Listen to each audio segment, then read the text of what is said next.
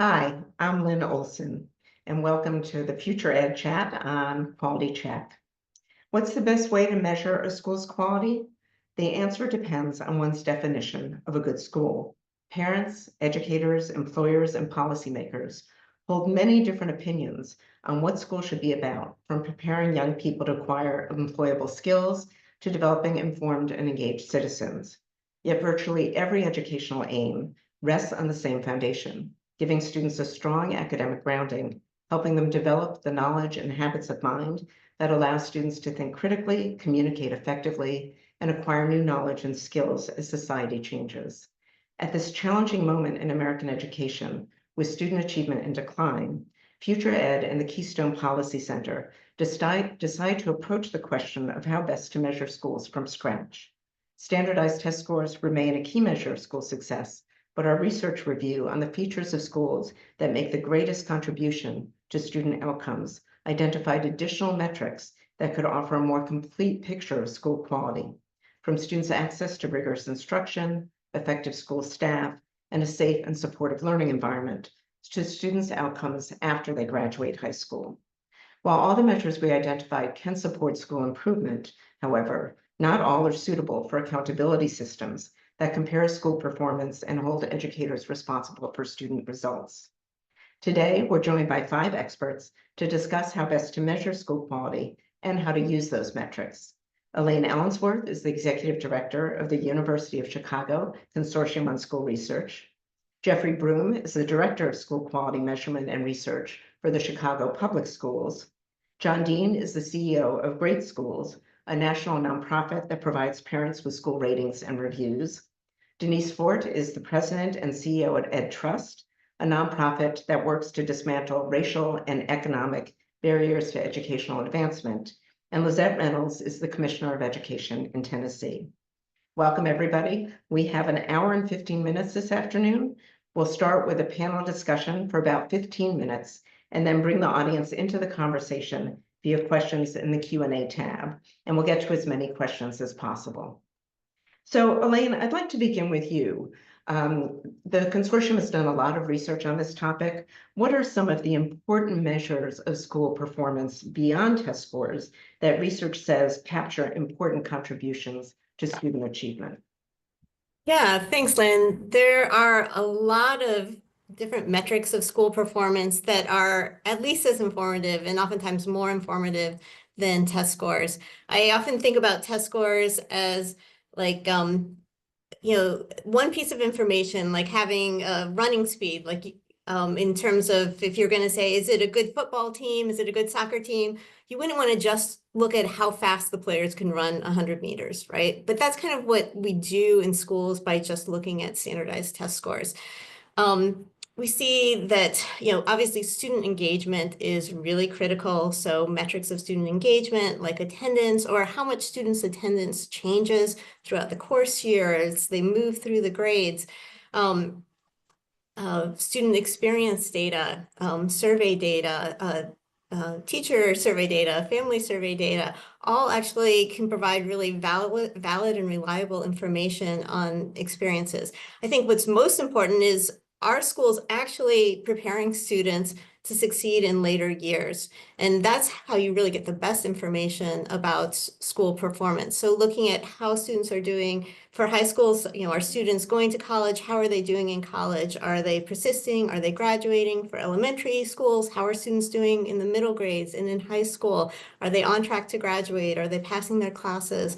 We don't always look at that future data, but it's that actually tells us that gives us the best information about how students are doing. Then there's things like opportunity data. To what extent are all students able to get high quality instruction and rigorous coursework? There's also grade-based data and, are students, earning high grades? Are they really engaged across all of their classes?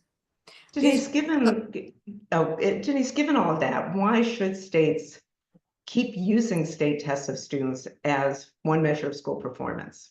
Yeah, I love It's what, certainly been the traditional measure. yeah, and Elaine painted a really nice picture of the uh, various ways that we can measure how schools are doing. And at EdTrust, we still do believe that it's important to have at least one measure of school performance be these statewide tests. Look, for the longest time, students of color, students from low income communities, they weren't seen. They weren't seen in the data. They weren't seen in the classroom, honestly. And so these statewide assessments ensure that we are really digging deep and understanding what is going on in a school in terms of how its students are doing. And being able to break that out through disaggregated data is really key to that.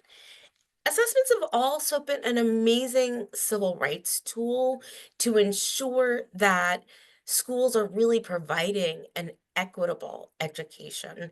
And when we have the data from these assessments, we again really can look at whether the school and the district and the state is serving all students.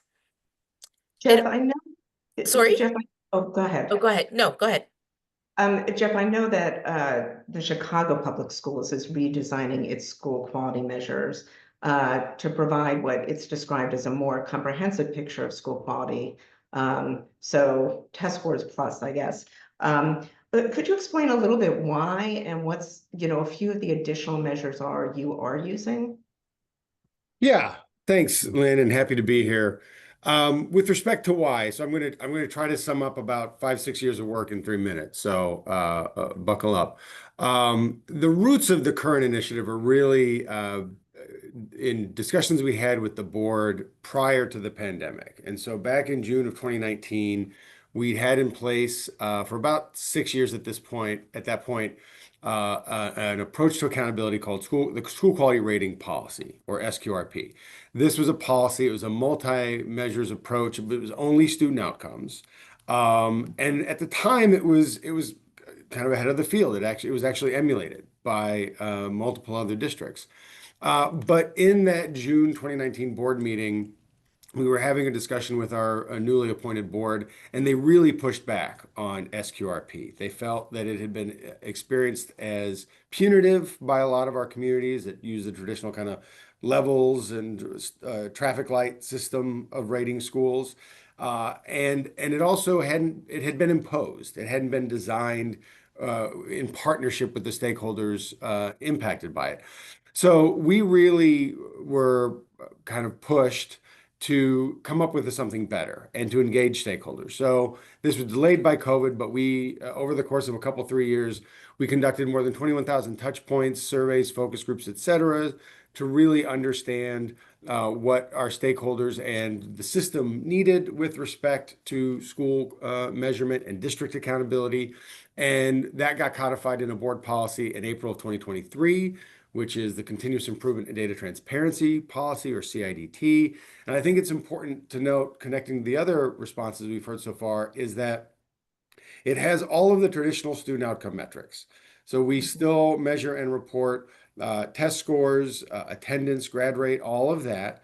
But in addition, we also want to be able to measure and report on information that on what's happening in the school that we think will improve those outcomes and how the district is supporting those things. So things like distributed leadership, like teaming structures, leadership coaching, the presence of high quality curriculum, do curricula that schools have meet district standards, effective instruction, learning cycles, curriculum adoption with fidelity, et cetera. Like we want, those are the things that we know adults have to do to improve those student outcomes. And we are in the process of measuring and reporting on those directly. And the idea is that if we identify that prioritized set of practices that we really want to focus improvement efforts on, if we articulate how we expect the system to support those school level improvement efforts, then schools will get better at doing the things we think are important, and student outcomes will improve over time. And that's what the new approach is trying to drive.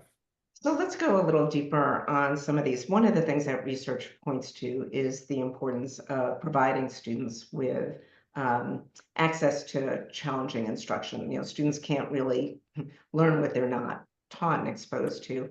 And I wondered, You know, Lizzette, I know that Tennessee has worked really hard on giving students access to high quality curricula. You know, how do you think about these issues as you are working on school quality in Tennessee? I mean, the way, we operationalize it is through supporting our teachers and leaders throughout the state. We have a number of networks that we work through in on our academics team around literacy, math instruction, school turnaround, all the things that we think about every day that we know our leaders and teachers need in order to be to effectively serve our students, right? We also, there had been a bill that had passed in 15, 16 to implement an A through F accountability system. We implemented that my first year here. And so, yes, we are using that system to help drive the need for resources and supports to be able to better understand how students are doing.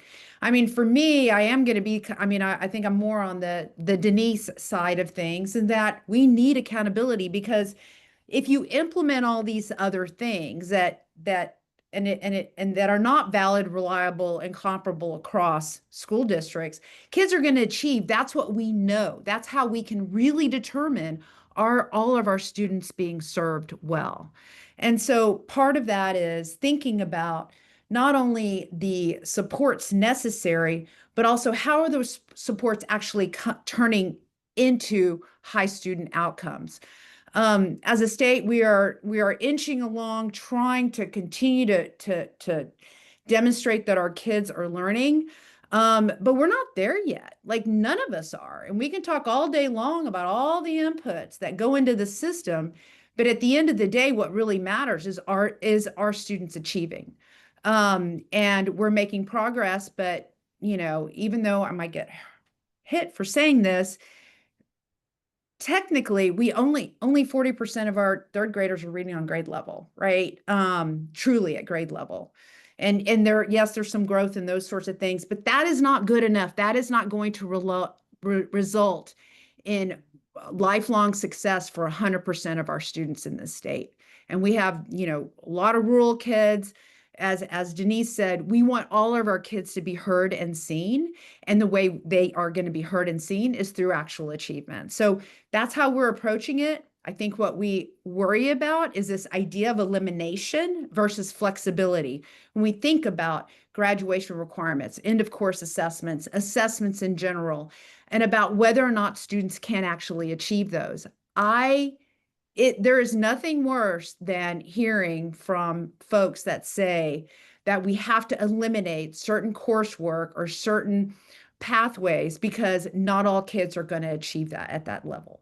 That's why. Right. I mean, I think, rigorous instruction, access to rigorous instruction obviously is super important for all kids, regardless of background, and making sure they have the supports to actually participate in those classes and have a chance to achieve at those levels.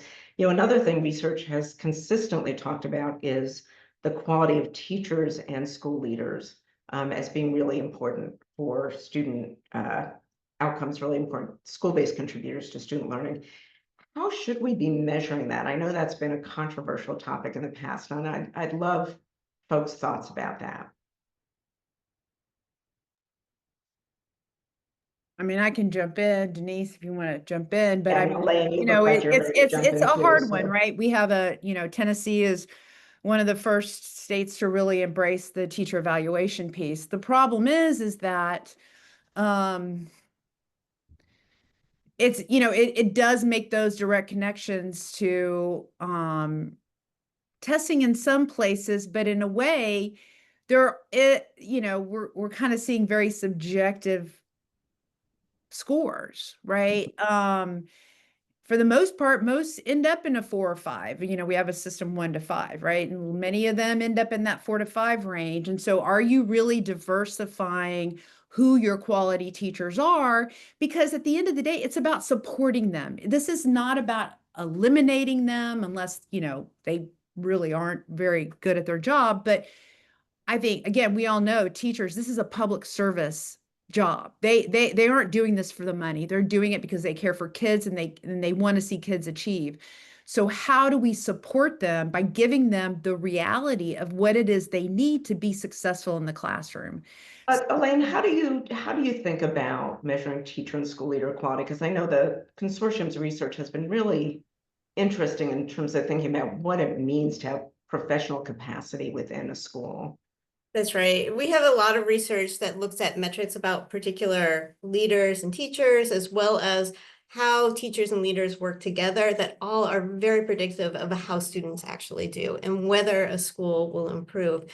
You know, I agree completely with Lizzette that we don't want to think about teacher evaluation as being just about weeding out, who's good, who's bad, because we know that teachers can develop over time. What's really key is to have really good information. And there, it is possible to have good information. We've talked a lot about test scores. We know that average test scores tell you nothing about how a teacher or leader is doing. It's really about growth, but we also know, most teachers are not in tested grades and tested subjects, so you're not going to get very far there. But we can see other things, like if people were to want to create the metrics, we can see there are classrooms where students go and they're more likely to attend with some teachers than with others. We see changes over time, more in some classrooms than others. There are evaluation tools when people have really, good training on using classroom observation tools. For example, you can go into classrooms and you can see the ways that students are engaging in the coursework to give feedback to teachers or help teachers work together and, improve each other's practices. And then you can also get information from students and families. And, people will say, oh, survey data is subjective. Well, I'm telling you, survey data can be done, can be collected in ways that are highly reliable and highly predictive and give really good information about how students are actually experiencing a classroom. And that's information that teachers can use to improve their practice. Denise, you would want to jump in on this question? Yeah, I mean, I think much like looking at school quality, we have to use multiple measures when it comes to teachers as well. And the most important thing is how will these measures really identify the key aspects of teaching where teachers might need to improve. Lizzette and Elaine covered this beautifully, but I firmly, just like school quality measures, the thing we want is the school to improve. The thing we want with teacher measures is for to know that our teachers are improving. And there are many ways that this is done well. There are also many ways, much like school quality measures, that it's not done as well. So really appreciated what Elaine and Lizzette had to say.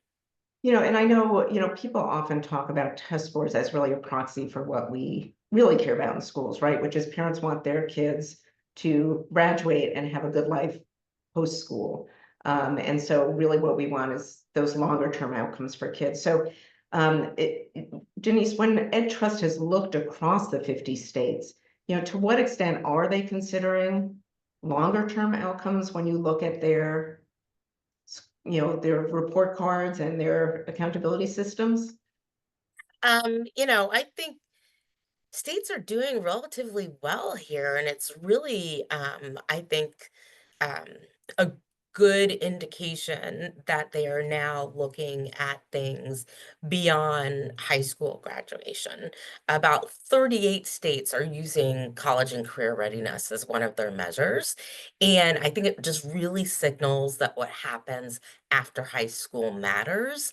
And the metrics vary, on how they look at college and career, whether it's passing AP or IB, whether it's SAT scores, ACT scores, dual enrollment completion, CTE course completion.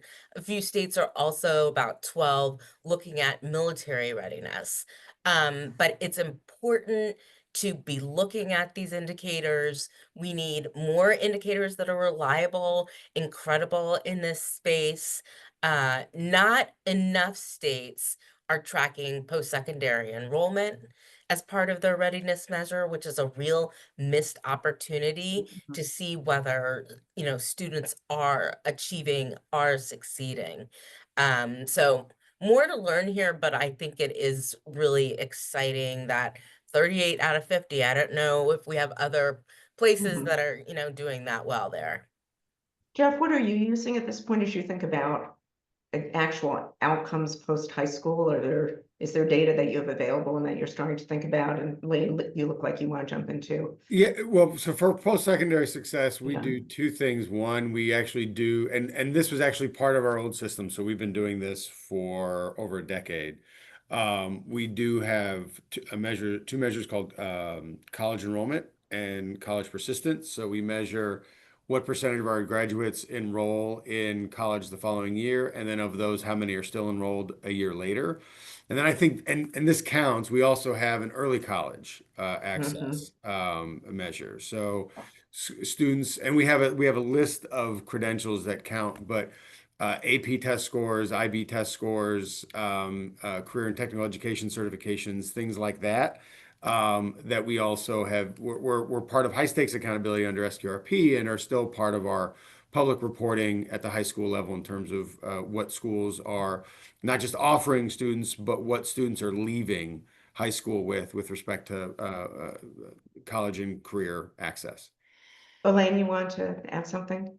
Yeah, I just want to say, I think it's really important to actually, though, make sure you're doing research or you have evidence that the metrics that you're choosing really are predictive of how students do, you know, whether they get a college degree, whether they get employment, what your big goals, like, are they really predictive? Because I do see a lot of people, you know, a lot of states and districts choosing indicators because they think they matter without any evidence, and they actually don't. So you're putting a lot of effort into reaching goals that actually are not going to matter in the long term for students, or not going to matter very much. So, you know, as I think Chicago, you know, is doing, you know, like, they're sure about how, you know, their students are doing in college. Are they actually persisting in college? That can drive, you know, change that matters considerably for students. Yeah, and I think it's important, you know, to have a somewhat limited set of measures, so it's not a grab bag of things, some of which are evidence-based and some of which aren't, right? That's right. John, I know, you know, for grade school, some of this is about like what measures are actually available when you think about things like post-high school outcomes. Yeah, I love, Denise, I love that you highlighted that there, you know, and Lizzette, you guys were talking like 38 states now doing this, and we're looking at the growth of this. One of the things we've been doing for years at GreatSchools is we call it our College Success Award. And we were, you know, set out to say which high schools have sort of outcomes in the post-secondary level that we would look at. And Elaine, you might come and tear it apart, but, you know, we were really looking at not just preparation, but enrollment and persistence. So kind of a combination of what you were saying and Jeff is, and trying to figure out which high schools were doing that well. And when we started this in 2018, I think we had 9 states that were able to link K-12 and post-secondary data systems. I think the highest we got was about 30 states that had the combination of those two, the data to link there, and we're somewhere in the middle now. But we had a period of time where, like, we would call a state and say, we're trying to link this data together, and someone in the K-12 office might say, oh, we don't know who to talk to in the post-secondary office to figure out what data to link, right? And so there was even just a moment where we'd be like, oh, let us introduce you to your colleagues, and to try to figure out how to put the data together. So I think there's a lot of room to keep growing, and I'm really heartened by what you highlighted, Denise, and the ability, and we can show you that people really value that information when they get it. I mean, you're making a good point, which is we've talked about a rich set of metrics that potentially could be used to look at school quality. I'd love all of you to sort of comment about, you know, why do we still seem so focused on test scores? Why aren't, when we talk about school quality, why aren't we using a richer set of metrics, or what are the barriers to really using things like surveys and other measures of school quality and culture? Well, Elaine?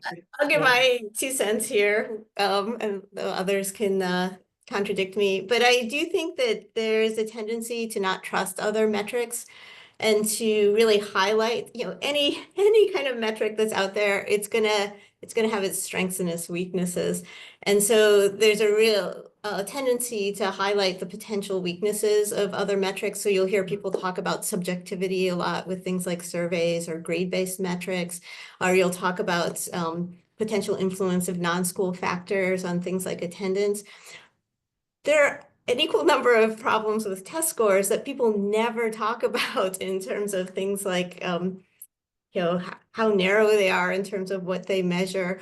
The fact that, most of what's taught in school is not included on tests, or that you can prepare students for tests in ways that actually just help them do better on tests more so than don't help them do better in the future, right? So there's strengths and weaknesses on all of these things, but for some reason, we don't talk about those weaknesses with standardized tests. And I think people are just, used to thinking of those as, like the natural metric to use. And they really accentuate the weaknesses of these other metrics. But actually, if you do tests and you do tests on all the metrics, you'll find that these other metrics actually are at least as reliable and valid and predictive as test scores. I think I would have to say, though, Lizzette, go ahead and jump in because, I mean, the thing is, though, is we still have an honesty gap. Like, I'm sorry, but I've received letters from parents saying, look at my child's report card, it's all A's, but they failed their TCAP. I don't understand. The summative is not intended to drive daily instruction. The summative is to ensure that school districts and school leaders are doing their job by in the adoption of our state standards and teaching those state standards in a way that ends up in a summative assessment at the end of the year to do a check to make sure all kids understand the standards that were developed by the teachers in that state and that they're achieving towards that. When we get to the point where that honesty gap is not happening, I'll get there. But we're not there yet. We do have a trust issue. There is a trust issue.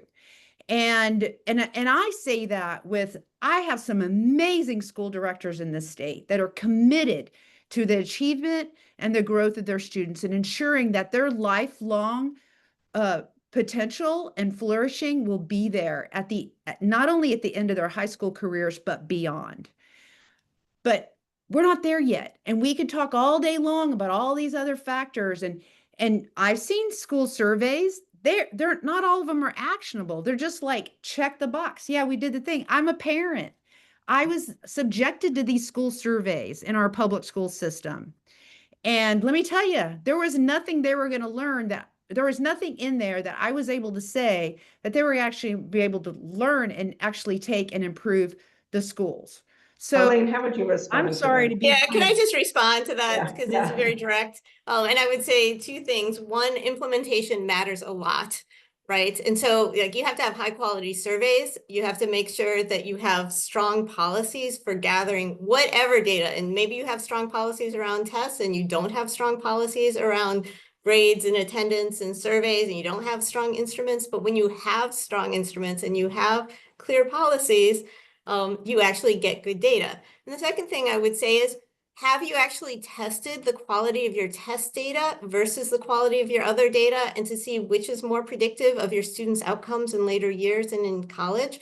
Because I would actually say, again, you're always going to have flaws. You're always going to have people saying this is wrong for this reason. And you can do the same thing with standardized tests, because there are a lot of things you can say they're just preparing for the test. They're not actually preparing students broadly, right? Do the test, look at the data and see, which is more predictive of how students do in college or how students do in the next year of school. And then make the judgment, right? And then actually work on implementation with all the data, whatever it is, so that you're getting cleaner and cleaner data. Elaine, I think Jeff, that's an excellent point in terms Denise, of, go ahead. Yeah. oh yeah, excellent point. Like we should have these policies in place. We need good technical reviews. And agree with Lizzette that all of this information should be actionable, because what we want to see are school improvement, the quality of the school lifted. But not only do we have an honesty gap within the local system, we have an honesty gap at the policy level. Where a number of states are changing cut scores, or what redefining what quality actually means. And when you look at how they judge themselves versus how NAEP might judge the state's performance, vast differences. So we've got a lot of areas that we need to be paying attention to when it comes to, a real commitment on school quality. And no doubt, implementation will bite you in the behind every time if you don't do it right.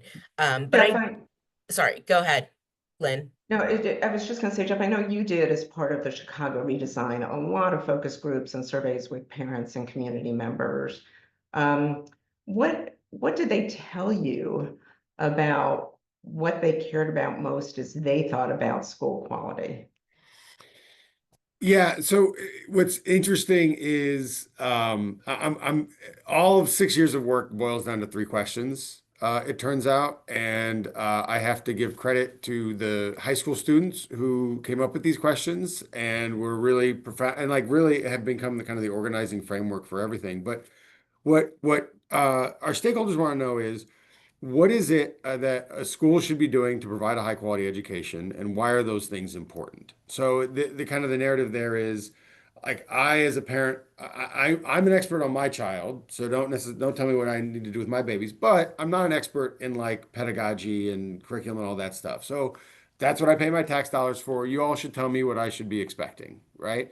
And why those things are important. The second question is, are those things present in my child's school? So we need to be able to measure and report on those things at a school level.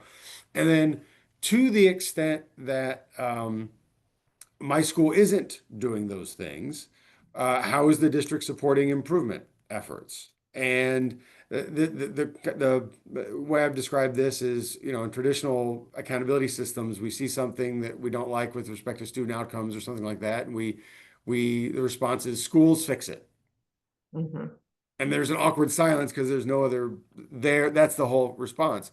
What we're trying to do is acknowledge that, yes, all of the work happens at the school level, and that schools are part of a larger system. So we need to have our explicit articulations of expectations for, we have regional networks. What are they doing to support school improvement efforts?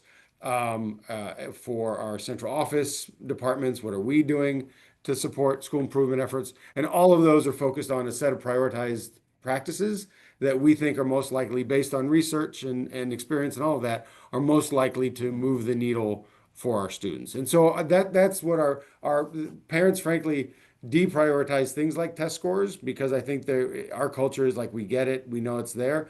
And they had a greater emphasis on the things that were happening in the classroom. Yeah, John, you want to add Yeah, that because yeah. you talk to parents a lot. No, I do, and it's perfect because the context for a lot of what I think about here is related to Chicago. Like, Elaine, obviously, we've used the CCSR work a lot. Like, Jeff, to your point, I do think parents will de-emphasize test scores when things are equal and they're looking at kind of comparative environments. And so, without going too deep into it, we can show you all the research we've done just, with users, like asking them to select between different things. If you have two schools that are fairly similar on their academic outcomes, they'll look at something like the 5 essentials results and be like, I definitely want the one with higher numbers here.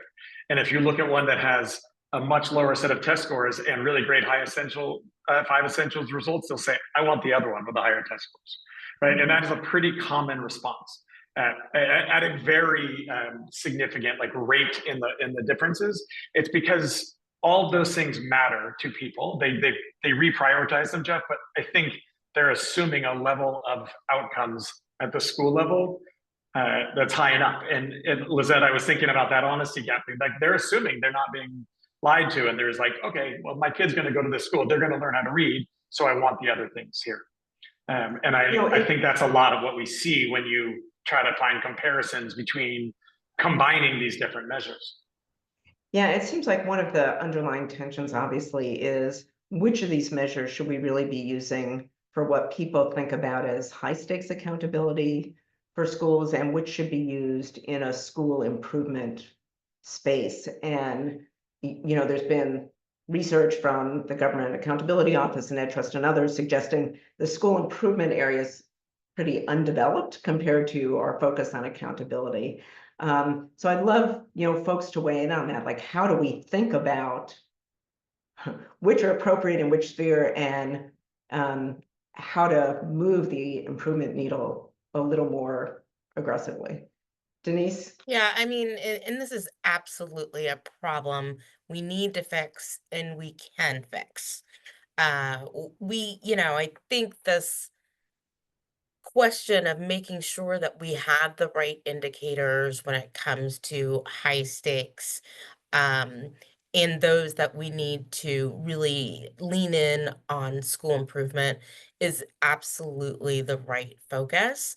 In some instances, we've sort of over-indexed on the accountability side without really thinking about what it's going to take to drive school improvement and what that information is. And we need to do better. I mean, even when it comes to the Every Student Succeeds Act and making sure that schools are diagnosing their resource equity plans, I mean, we're not even doing that well. So we have a lot of work to do here, but the one thing is clear, that if we don't have a system for determining quality, we can't even get the school improvement train started.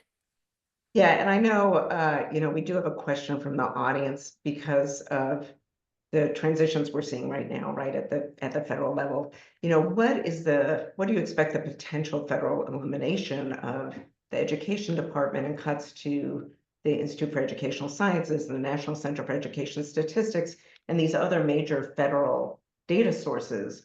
What impact do you think that will have on school improvement across the country and our ability to actually do better at this as opposed to Oh, worse? I think it will be devastating. One of the first and initial roles for the Department of Education, even back in the 1800s, was to gather data on school performance. And with this, really intense focus on data and reporting and research that the department has had, the loss of that, I think, is really striking. And look, states don't have the data infrastructure to replace that, nor do they have the resources to replace it. And I think that's a conversation we need to get started. I was happy to see that they are looking at someone to rethink IES. I mean, the proof is always in the pudding, but still very concerned about NCES, whether they're going to have the people to put out NAEP, which is so important for this country and so important for students. But there's a lot to be, I'm not positive right now. So I'm curious if each of you sort of had a magic ball and you could decide how much weight to give to test scores versus other indicators in a revised measurement system for school improvement or for school accountability. What would your pie chart look like? Anyone want to take a stab at that? Well, I mean, Okay. our A through F system is, 50% school achievement for elementary and middle, 40% growth, and then 10% bottom 25%, and how they're all achieving and growing. For high school, then we add the college career and military readiness piece, which we're going to be emphasizing more on the military side too, in helping students understand the opportunities that the military provides in their pathways for students that do want to attend college or whatever, 2-year, 4-year, whatever, and all the opportunities that are there, and also the learning that can happen while they're in serving in the military. So I think it's not just accountability too. It is also about how we provide information to students and families about pathways and about the opportunities within their high school experience or through their K-12 experience into what those outcomes can be and those pathways that they want to embark upon once they get into that post-secondary space, whatever that is. So it's a combination of things that we need to be looking at. And I agree, we're not, I mean, that's just how we do the accountability piece, Yeah. but there's so many other things that we need to do as a state in collaboration with our school districts to give the kids the experience that they deserve, right? In the investments that we make in public education. Elaine, how about you? You might have a different pie chart. I think I would have a different pie chart. That's right. But my first question would be what's your metric for test scores? Is your metric % proficient, or is your metric some kind of value add or gain measure? Because if it's % proficient, it tells you nothing about the quality of the school. It only tells you about the backgrounds of the students being served by the school. We see that over and over again. Test scores are not, they're not tied to any particular curriculum. So standardized test scores, they're not very malleable. They don't move very much. But when we look at gains, we can see, yes, we can see the degree to which students are gaining skills over time. And the gain scores tell you the extent to which schools are contributing to learning. So if it's % proficient, I say there's nothing, you're getting no information on schools from that. If it's gain scores, I would say, yeah, you want to use that as part of your metrics to understand how much students are learning and growing in the tested subjects and grades. But again, because they only cover particular subjects and grades, and even in those subjects and grades, they only measure a small, a subset of what students are learning in math in any given grade or English language arts in any given grade. You're going to miss a whole lot if you focus on that. And it's going to be, encouraging schools to spend a lot of time making students better test takers rather than really developing students more wholly. So I would say look at gains as one metric, but not even close to half of your weight would go to those test scores. John, I see you want to jump in here, and I know you've thought Yeah, about as you know, that we increased, we had started adding growth measures to our kind of ratings in about 2015, and then proceeded to continue to follow it and made a significant increase in 2020. And so when I came to Great Schools in 2019, we did sort of a landscape of all 50 states and what their growth measures looked, who had them, how they calculated them, what percentage were in each of their accountability systems. I think at the time you could get 49 out of the 51, SEAs had some kind of a measure, but there were like 41 or 42 different ways of calculating. I mean, it was a staggering difference across the board. So then we went on a listening tour and sort of asked everyone we could find, like, what percentage would you make growth and proficiency? And the closest I could come to a common definition of this all was growth should equal proficiency +1, right? It was like, as long as growth is more than proficiency, then you're okay. And people were like, just make one bigger than the other, and we can't find an exact range more than that. And in essence, we did that. We did a little bit more than that. But Elaine, to your point, it was like, there was still more value from a lot of people looking at test scores, but we knew there was more signal and growth. So we had to try to figure out how to combine those. And so we put those together with college readiness and some other indicators to try to figure out that pie. And I think we continue to look. Lizzette, what you guys do in Tennessee with the Growth 25 is one of my favorite things, but you're the only ones doing that with the bottom that I can find with the bottom, looking at the growth in the bottom. These are things that we'd love to see more of. We had a question from the audience too. There's so much talk about AI these days. Is there a role for AI to improve the speed and quality of data that we can provide to district leaders and building leaders and classroom teachers as we're thinking about school improvement?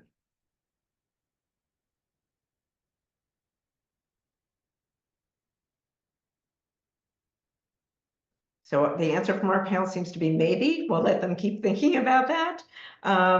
The last question I had for you before we open up for more from the audience is, at this moment in time, when the federal government seems to be pulling back some, how would you advise states and districts to focus their school quality measures? Given what you know, given your own experiences, like, do each of you have 1 or 2 words of advice about what they should really be thinking about at this point in time? Denise? Yeah, look, now is not the time to lower the bar. And so as policymakers, as school district folks, parents and teachers, we need to keep the pressure on. And by pressure, I mean, one, we have to have high expectations for all students. And that may seem like super simple, but when there are adults in the room, it's actually quite hard because of mindsets, because of culture. And the other thing, accountability has to be about action and improvement, not just measurement. And I think that's, folks do get really stuck on test scores. We believe test scores are central and we need to have them as one of the indicators, a major one, but it needs to be one of the indicators. But we have to stay the course, high expectations. We can't lower the bar. And that really means that now is the time to take a look at your assessment and accountability system, hear out what Elaine is saying about growth versus proficiency, look at college readiness and post-secondary outcomes, because we know that it can be done. We just need the will to get it done. Others, advice to states and districts at this point?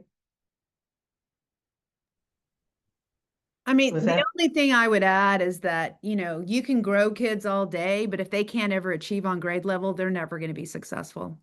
So that is, you can love kids to death, but if they can't learn, they can't read or do math on grade level, they are not going to achieve success in their post-secondary life.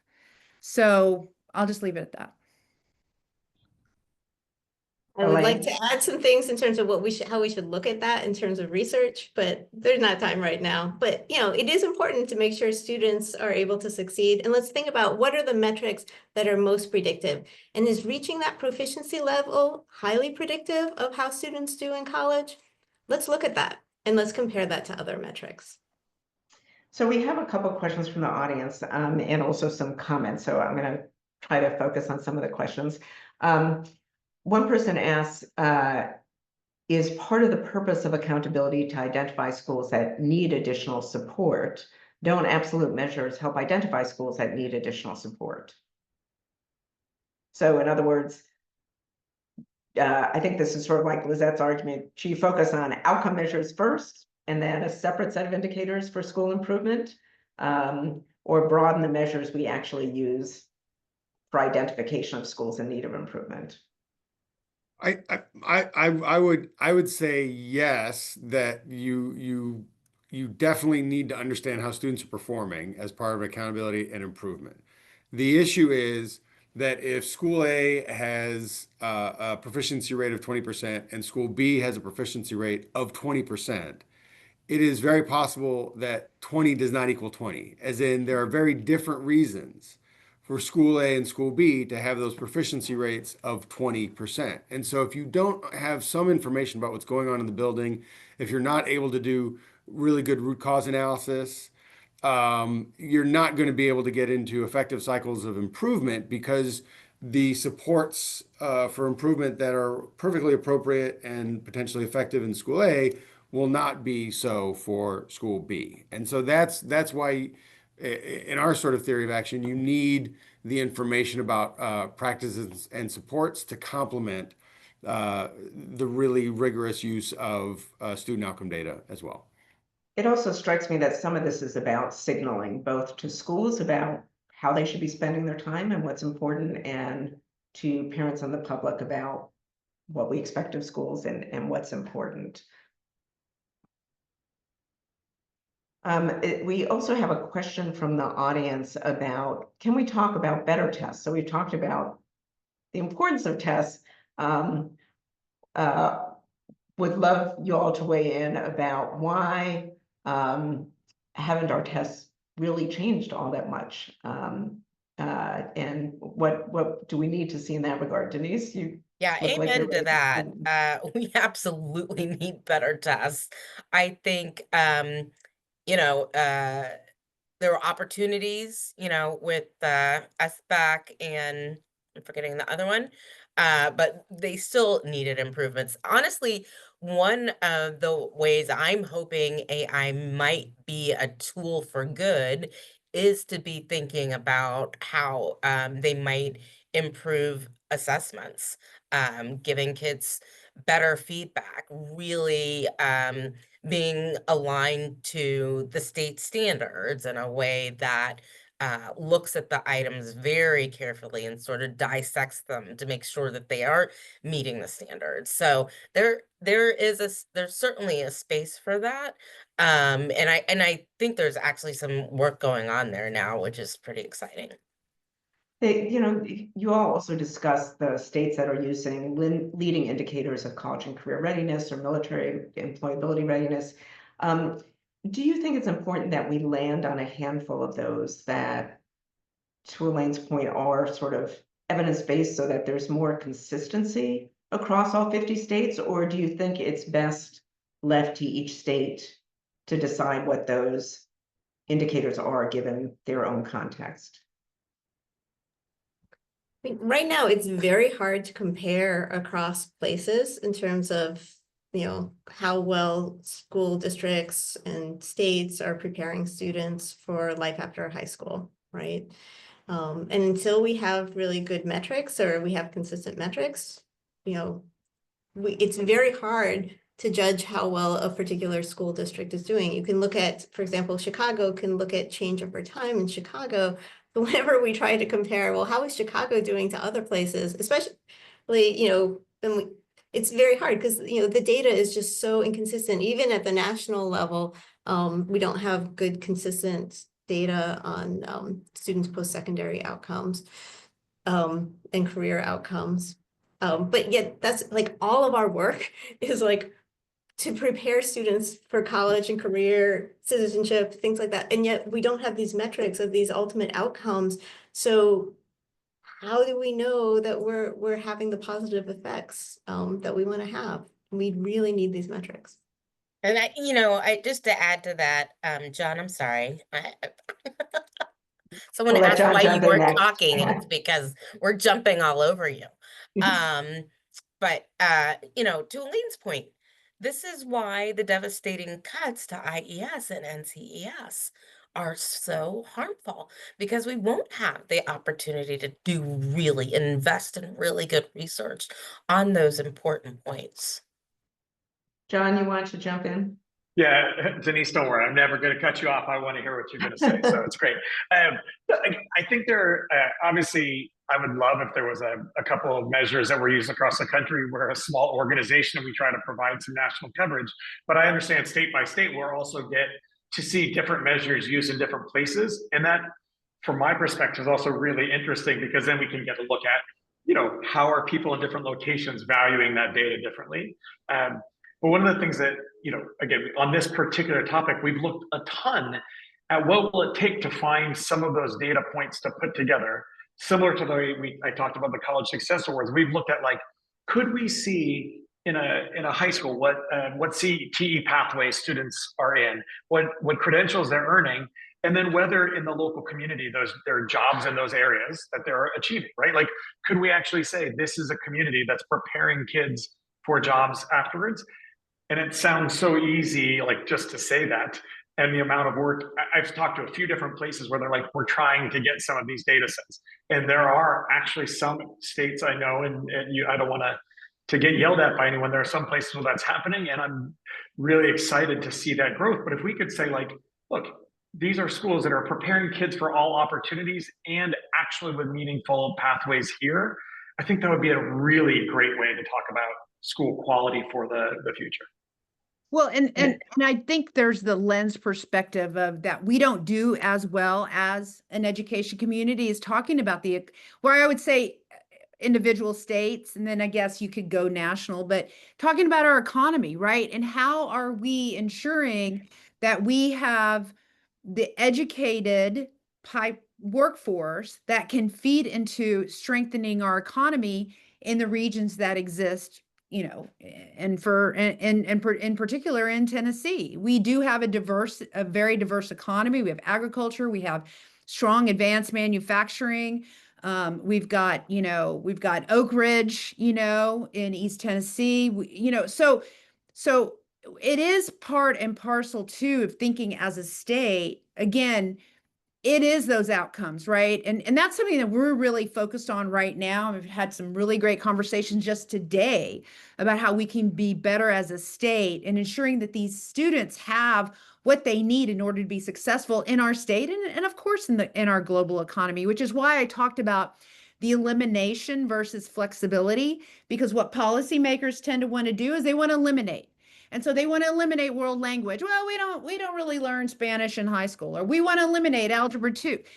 Why eliminate when you can really think and flex about what it is that those kids need on those pathways that will require those competencies in order to achieve their dreams of whatever those dreams are. And if we eliminate those, we eliminate teachers, we eliminate courses, and then it's all, well, because we have tests or whatever, then we are shortchanging our students. So we're really trying to think differently about that. And that's why we're thinking more holistically about all those things. But yes, it is a challenge because at the end of the day, once they leave our system, we've got to figure out where they go and how they do. And so we're trying to work really closely with our higher education institutions, both the Tennessee Board of Regents, which manages our community colleges and our technical colleges, and our Tennessee Higher Education Commission, to really think about what those are.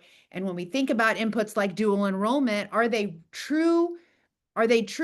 it real coursework that's actually going to help kids achieve the pathway that they want?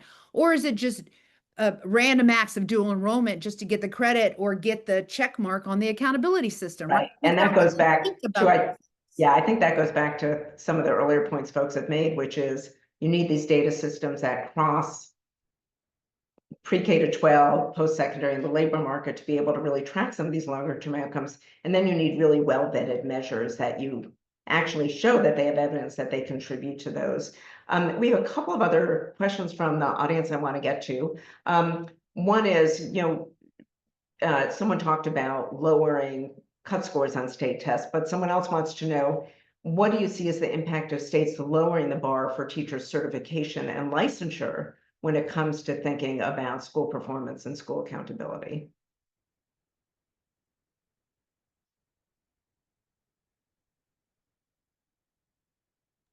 I mean, look, I think it's all in the same vein, honestly.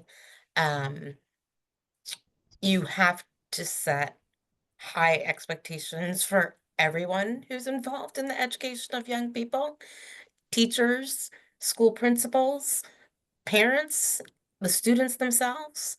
And while I know there have been conversations about that currently going on, I'm just not clear that that's going to get us to the goals that we want, which is all children, all children. And, I know that, Lizzette, you talked about the honesty gap, and we have another question from our audience about, can you speak to the value of NAEP at the state level? Yes, we're thinking about what to keep, what not to keep moving forward. I mean, we value it greatly because it just demonstrates that we are that our assessment system, our accountability system is closing that gap. Are we where we need to be? I mean, are any of us? But it helps ensures that yes, we are moving the needle. And we have this, this snapshot across the country that we are achieving towards. We value the NAEP greatly. If you just look at where this state was in, I don't know, 2015, 2014, and where it is today, I mean, it's tremendous. And the bounce back after the pandemic, again, it just provides that foundation for us to learn more about how we can do better when it comes to kind of this national landscape. So I mean, Elaine, it's a great motivator for states. Yeah. I mean, over the past, a couple months, you've got Louisiana touting it, Alabama. So it is a great motivator. Virginia is redoing their whole accountability system because they were sick of being on the bottom for so long. And I also think it's a good motivator for high performing states as well to really be able to struggle with some of their statewide data and see whether they're serving all school districts and all schools equitably. You know, one of the things we talked about is measures of school climate and some of the research about the importance of things like student engagement, student belonging, academic press for long-term outcomes. Are there any thoughts about how to effectively measure school climate where kids feel safe and supported? Like, you know, what are the best ways to do that? I mean, obviously, we talked about high quality surveys. We do see that, you know, schools that have high value add on students' reports of their climate and their experience in schools have larger effects on their long-term outcomes, college outcomes, whether they end up in jail, in prison, all these kinds of outcomes. Than schools that have high value add on tests, right? How students actually experience school and the climate in the school actually is what matters the most. And those schools that have high value add on student experience also have high test score gains, right? And so you change student experience, you change how much students are learning, but you have to have higher quality surveys, right? And you have to have them implemented well. And when you do, you actually get really reliable, valid data that's highly predictive of how students will do in the future and whether schools will improve. And then, you know, even data like student attendance, again, people dismiss it. They dismiss all this data. But you see schools where attendance declines over the course of the school year or declines as students move through the grades. Same students, they're coming to school less, you know, than they do in other schools where it doesn't decline. That's telling you something about the climate in the school, the degree to which students are really engaged and feel like the work that they're doing is relevant for their future. And we've talked about this less, but we do have a question from the audience about any early childhood development and learning measures that you all are looking at or would like to include in school improvement systems. You know, can we talk about things like kindergarten readiness? How do you think about that pre-K early childhood connection as you think about school improvement? So, sorry, if other people want to talk, you know, again, focusing just on the state tests, grades 3 through 8, you're going to miss what happens in kindergarten through 2nd grade, which are like the foundation for how students do on those tests later in grades 3 through 8. And so really having good metrics and really, you know, supportive data for those grades. And so you could, I mean, I mentioned attendance before. Attendance is really critical in those early grades. You know, some of those early grades don't always have great attendance, you know, and that again is a foundation. But you can also look at student growth, especially if you have good assessments. You can look at the degree to which students are gaining over time. Again, I wouldn't look at averages or percent proficient because that does not give you good information about the value, you know, what schools are adding. But it does give you, you know, it does give you good information for intervention and for supporting students. Just doesn't tell you how well the school's doing, but you can look at gains. And, you know, then there's all the other data that we've been talking about in terms of looking at, you know, classroom observation data, for example, to see what are students actually doing in the classroom. What's the breadth of the curriculum that students are getting exposed to? You know, how much time is there for things like arts and, you know, physical education and geography and all these other ways that students should be getting exposed to the world that will help them do better in school in the future.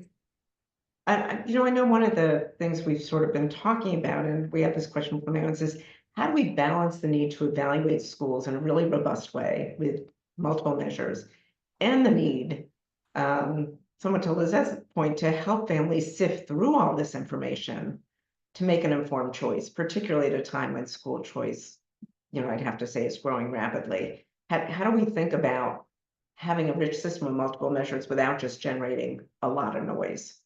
Yeah, I think this is really a great question.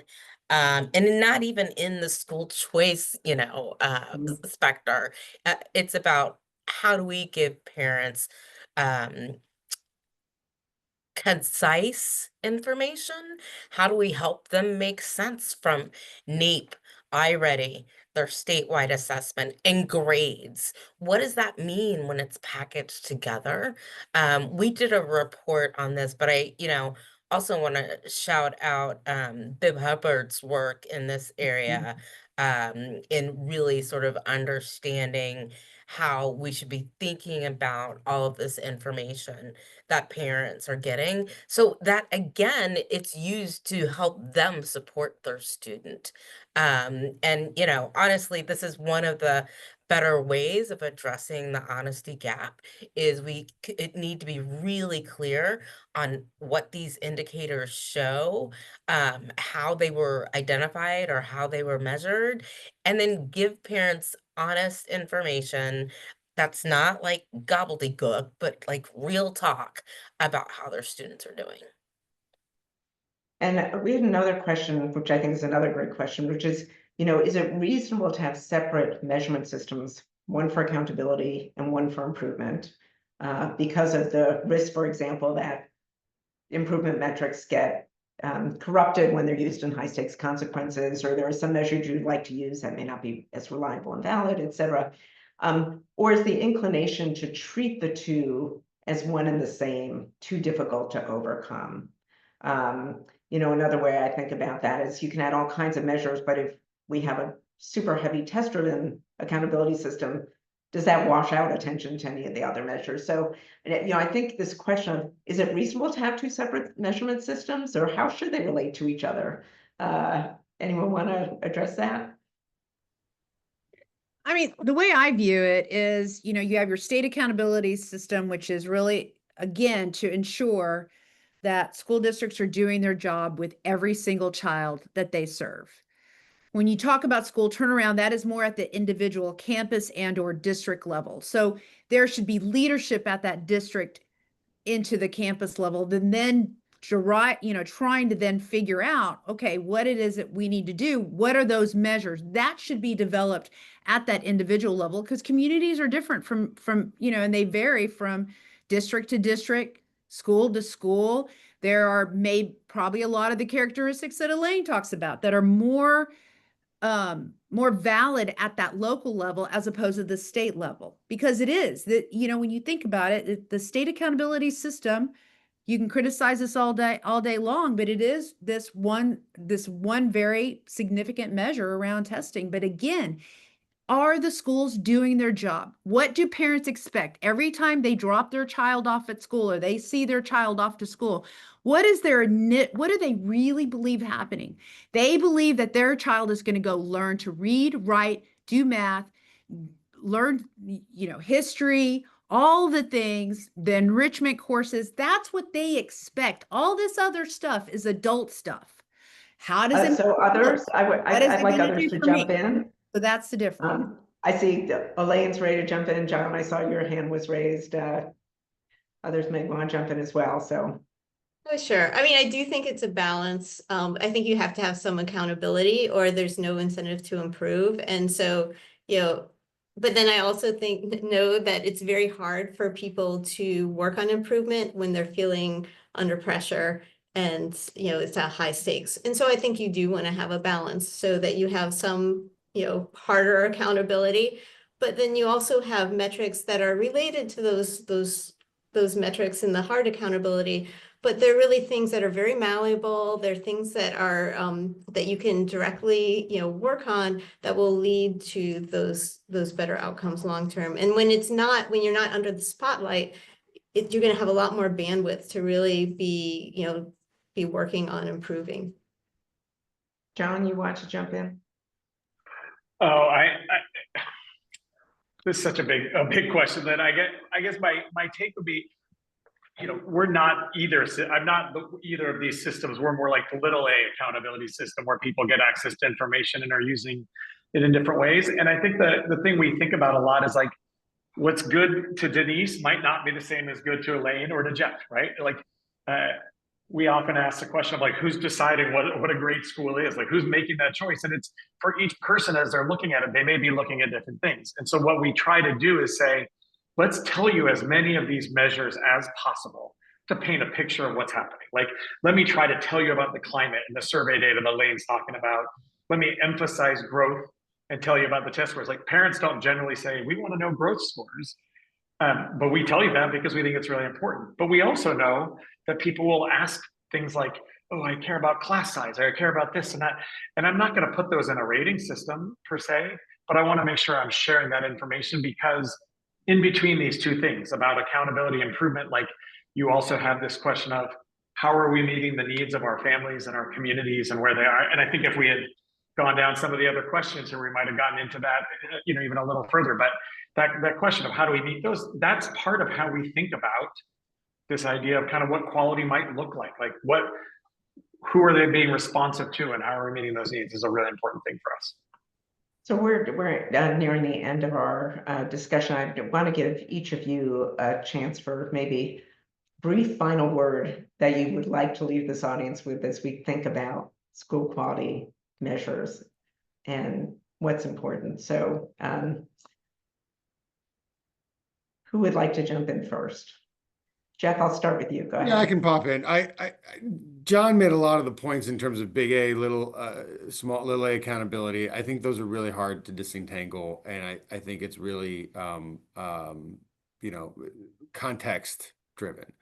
It's also connected to kind of the pie chart question earlier. I think we had a really solid pie chart. We loved our pie chart, and it did not work in Chicago. It was not, for lots of potentially Chicago specific reasons, right? And so I think one of the things that did come out of our very clearly from our engagement with stakeholders, and that it's really hard for policymakers to internalize, and I feel like I'm picking up on this in this conversation, is that stakeholders want us to embrace the complexity. School is a complex system, it's a complex idea. And when you try to boil that down to a pie chart or a single number, you are ignoring that. And I don't think that serves our stakeholders. They know it's complex. And so the question is, to what extent can we as policymakers try to bridge that gap between sort of what's feasible for us at scale and what our stakeholders already understand and know they need, and where is that middle ground that we can tread? Elaine, do you want to add? You and Denise, you both look like you have some final thoughts for folks. Oh, sure. I just two maybe final thoughts. One, again, like too much focus on any one metric, you're going to miss a lot, right? And you're going to encourage practices that ultimately may not be the best for fully developing students and giving them all the opportunities that they really want. The second, I would say test your assumptions about your metrics. I hear a lot of things about different metrics that I see no evidence for. So, if you believe this metric is really important, look to see, if students make it versus they don't make it, or, does it matter? What is the relationship of that metric to later outcomes compared to other metrics that you might be considering? Test it. Denise, you want to add something? Yeah, just 3 quick points. We always start with students deserve to be seen, right? And the only way we can really do that is with high quality assessments, high quality indicators, and a high quality accountability system. Families deserve the truth. And again, they want more than feel good messages. They really want to know, is my kiddo on grade level? Are the schools challenging them? How are the teachers doing? Are they gonna, get a great job when they finish school? And then ultimately, states need to take the lead on this and understand that progress does not happen without pressure.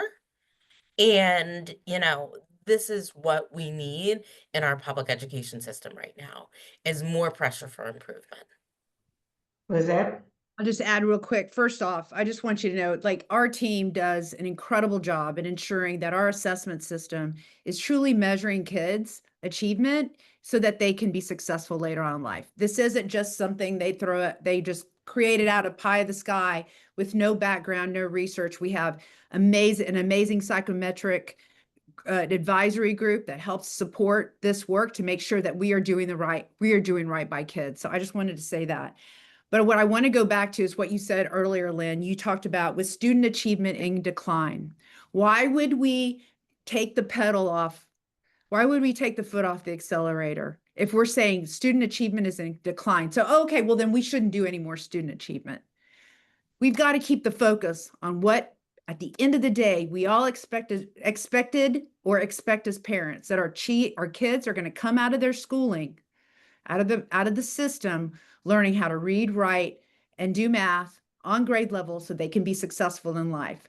When kids don't engage, or when they drop out, or they don't feel belonging, it's because they haven't learned and they find themselves in 9th grade unable to read on grade level. They drop out. So, or they get into other things. So we need to always remember that foundationally. And if we're going to ensure that this country is going to be competitive at a global level, we have got to really focus on those academic measures. I John? just want to clarify something because I Go think I ahead, might have Elaine. been misunderstood. Sorry. I did not say that there's something wrong with your test. I'm saying the metric around percent proficient is getting at that point compared to, say, being a year behind, which would be a very difficult amount to make up. Do you get different outcomes later on if you were to just get at that point? It's how we use the test scores, this focus on proficiency levels that are pretty arbitrary versus looking at the gains students make and how much they're learning, because learning is really important. Yeah, And I don't agree, making Elaine. I don't think you and I are going to agree. So let's other folks. Okay, but I'm just saying, Yeah. I'm not If you don't mind. like disagreeing your And I'm gonna, because assessments John has been there. talked over so Yeah. much, I'm gonna give John the last word on. No, final it's thoughts. great. It's great to end because I get to focus on parents and I'm not a state accountability face, right? And so what I can say is a little bit of what Denise, Jeff, Lizzette, and Elaine all said. You put it all together and you get squarely in the middle of where families and parents across the country are, right? Like they want different measures. They demand evidence of high performance and learning. Like Lizzette, there's no parent who's like, oh, I don't really care if my kids aren't reading on grade. Like that's never going to happen. And what they want is probably specific to where they are in their community, as Jeff talked about. So each of those things matter some. And I think the better we can do at putting that information together in some kind of a context and saying like, here, use this, and then go out and into your school and into your community and talk to people, figure out what's going on, like find out what's happening in that school and talk to others. That's how we really get people to kind of be aware of what's happening out there. And to me, that's, I think, the most important part of at least my work, and I think a lot of us to think about how schools serve our kids and families. So I want to thank all of you for a really engaging discussion, very lively, really appreciate it.